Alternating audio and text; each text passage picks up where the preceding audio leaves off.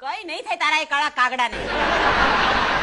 ઇન્દુ એરિયાના એકથી એક ચડ્યા હતા છોકરા તારી પાછળ ગાંડા હતા, પણ તું ગાંડી કાળું રીંગણું ઉપાડીને લઈ આવી. અરે બુલેટના અજવાળામાં પડછાયા જેવો દેખાય છે, મો નાઇટ લેમ્પમાં તો દેખાતોય નથી. મમ્મી તું આ શું બોલે છે? એ સાંભળશે તો એમને કેટલું ખરાબ લાગશે.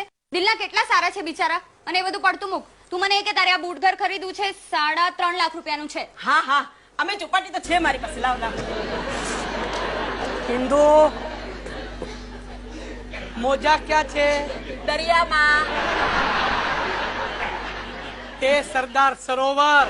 હું દરિયાના મોજાની વાત નથી કરતો, પગમાં પહેરવાના મોજાની વાત કરું છું. પપ્પુ ડાર્લિંગ.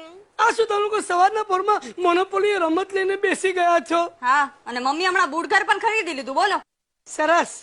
ક્યારે શિફ્ટ થાવ છો? શું? ના, સરસ એરિયા છે. ત્યાં તમને પાડોશમાં હેંગિંગ ગાર્ડનના વાંદરાઓની કંપનીએ મળી રહેશે. ઇન્દુ એમને કહી દે અત્યારે હું ઓલરેડી ગોરીલા વાંદરાની કંપનીમાં જ છું. મમ્મી આ શું બોલે છે તું? પપ્પુ મમ્મીની વાત માટે આઈ એમ સોરી. હા, ને બોલવા દે. How sweet. કન્ટિન્યુ.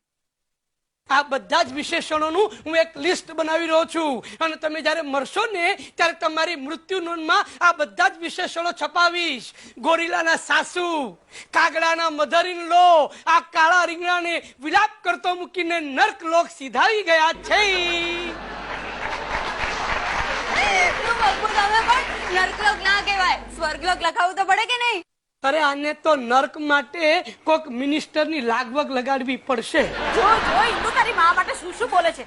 આવા સંસ્કાર આપે છે તમારા મા બાપે તમને? અરે મારા મા બાપના સંસ્કાર અને ઇન્દુના પ્રેમને કારણે આ દિન સુધી હું ચૂપ બેઠો છું. ઇન્દુ તને ખબર છે, મારી બા મને હંમેશા કહેતી, જો ગુલાબને પામવું હોય તો કાંટાઓને સ્વીકારવા જ પડે.